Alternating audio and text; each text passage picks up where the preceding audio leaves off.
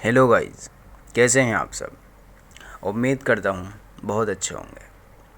चलिए गाइस, शुरू करते हैं बिना देर किए हुए। हमने जो है फर्स्ट पार्ट और सेकंड पार्ट बना चुके हैं, हम अपलोड कर दिया है। और ये हम थर्ड पार्ट जो है वो बना रहे हैं। अगर आपने फ़र्स्ट और सेकंड पार्ट वीडियो का नहीं देखा है तो आप जा कर के लिंक में नीचे दे रखा है, उसमें जा कर के देख लीजिए, बहुत इम्पोर्टेंट है। फर्स्ट पार्ट में मैंने फ़ॉर्मूले के बारे में समझाया है, जो कि मेन होता है। उसी फॉर्मूले से हम किसी भी हिंदी के वाक्य को यानी सेंटेंस को कन्वर्ट कर सकते हैं इंग्लिश में। तो आप उसको देख लीजिए। चलिए शुरू करते हैं प्रेजेंट इंडेफिनिट के अफर्मेटिव या पॉजिटिव सेंटेंसेस। अफर्मेटिव या पॉजिटिव एक ही बात होती है। अफर्मेटिव या पॉजिटिव का मतलब होता है ये सेंटेंस जो होगा इसमें नेगेटिव नहीं होगा, यानी इसमें नॉट का यूज़ नहीं होगा। वे जाता है, वे जाती है, मैं जाता हूँ, इस तरह सेंटेंसेस होंगे। ऐसे नहीं होंगे वे नहीं जाता है, वे नहीं जाती है, वो नेगेटिव हो जाते हैं। तो हम पॉजिटिव की बात कर रहे हैं, अफर्मेटिव की बात कर रहे हैं, इसमें ऐसा नहीं होता है। तो प्रेजेंट इंडेफिनिट सेंटेंसेस जो हैं ये ग्रामर जब शुरू की जाती है बिल्कुल स्टार्टिंग से, तो यही पढ़ाए जाते हैं। ये जो है फर्स्ट नंबर पर होते हैं ग्रामर पढ़ाने के लिए, तो इसलिए हम भी यही पढ़ा रहे हैं क्योंकि स्टार्टिंग है। तो प्रेजेंट इंडेफिनिट सेंटेंसेस जो होते हैं उनकी पहचान क्या होती है ये समझ लीजिए। देखिए, सेंटेंस को हिंदी में वाक्य कहते हैं, ठीक है। हिंदी का जो वाक्य होता है, यानी जिस वाक्य को हम हिंदी के कन्वर्ट करेंगे इंग्लिश में, उस वाक्य का अंत में ताहे, तीहे, ताहूँ, तेहो अगर आए तो इसका मतलब ये होता है कि वो सेंटेंस प्रेजेंट इंडेफिनिट है। यानी हिंदी के वाक्य का अंत में ताहे, तीहे, ताहूँ, तेहो प्रेजेंट इंडेफिनिट की पहचान होता है। यानी इसका मतलब ये होता है कि ये प्रेजेंट इंडेफिनिट सेंटेंस है। जैसे वे जाता है, वे जाती है, मैं जाता हूँ, वे जाते हैं आदि। नोट, इसमें है, हूँ, हैं की अंग्रेज़ी नहीं आती है। यानी ये नोटिस करने की बात है। इसमें जैसे जाती है के साथ में है की इंग्लिश इज़ आती है अंग्रेज़ी, लेकिन इज़ जो है वो नहीं आता इसमें। जैसे जाता हूँ एम आता है, लेकिन एम नहीं आता, आती हूँ की अंग्रेज़ी हैं, आर, ठीक है। तो ये जो है हूँ, हैं, यानी इज़, एम, आर का प्रयोग इसमें नहीं होता है। यानी ये बहुत इंपॉर्टेंट है, इसको ध्यान से समझिए फॉर्मूले को। इसी से हम कन्वर्ट करेंगे हिंदी से इंग्लिश में सेंटेंसेस। तो इसका जो फॉर्मूला होता है, subject plus first form of verb, यानी कि पहले हम सब्जेक्ट लिखेंगे, सब्जेक्ट जो काम का करने वाला होता है सेंटेंस में।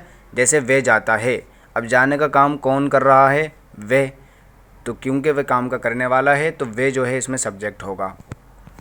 जाता है, जाता है इसमें वर्ब है। वर्ब उसको कहते हैं जिससे किसी काम का पता मालूम हो, जिससे पता चले कि क्या काम हो रहा है। अब जाता है से पता चल रहा है कि जाने का काम हो रहा है, तो इसका मतलब ये है कि जाता है वर्ब है, ठीक है।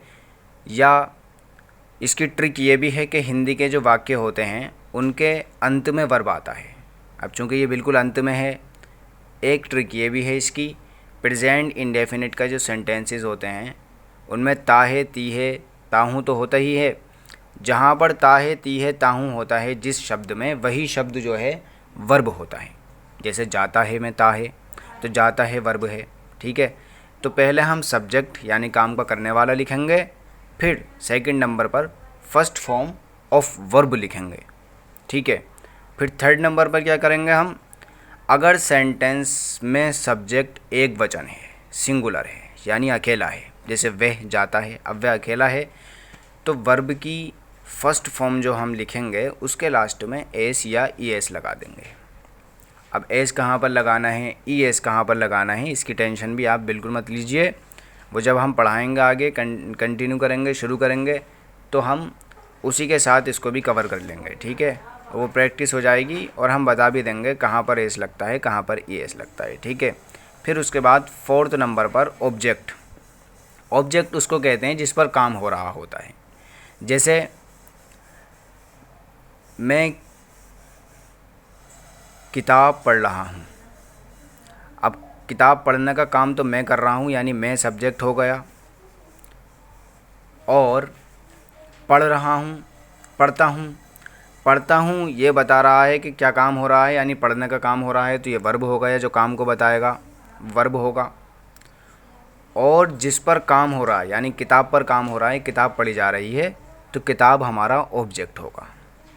तो इसी तरह फिर हम जो फॉर्मूले के मुताबिक, जिस तरह हमारा फॉर्मूला है उसके मुताबिक सब्जेक्ट रख देंगे प्लस। तो गाइज फर्स्ट नंबर पर हम सब्जेक्ट रख देंगे काम का करने वाला, सेकंड नंबर पर वर्ब यानी जो शब्द ये बताएगा क्या काम हो रहा है वो रख देंगे, और थर्ड नंबर पर अगर सब्जेक्ट एक वचन होगा तो एस या ई एस लगा देंगे वर्ब में, और थर्ड नंबर पर ऑब्जेक्ट यानी जिस पर काम हो रहा है। जैसे मैंने अभी आपको बताया, मैं किताब पढ़ रहा हूँ तो किताब पर काम हो रहा है, किताब ऑब्जेक्ट हो गया। काम का करने वाला मैं हूँ, किताब को पढ़ने वाला, तो मैं सब्जेक्ट हो गया। और पढ़ता हूँ ये बता रहा है कि क्या काम हो रहा है, तो जो शब्द ये बताता है काम क्या हो रहा है वो वर्ब हो जाता है, तो वो वर्ब हो जाएगा। ठीक है, तो गाइज़ वीडियो बहुत लॉन्ग हो गई है, इसे यहीं पर एंड करते हैं। और अब वीडियो के अगले पार्ट में हम इसी फॉर्मूले के ज़रिए हिंदी से इंग्लिश में सेंटेंसेस बनाएंगे। तो जुड़े रहिए हमारे साथ इंग्लिश ग्रामर सीखने के लिए, और चैनल को सब्सक्राइब कीजिए, लाइक कीजिए, कमेंट्स कीजिए, और अगर कोई डाउट है तो कमेंट्स में पूछिए, उसको ज़रूर जो है सॉल्व किया जाएगा।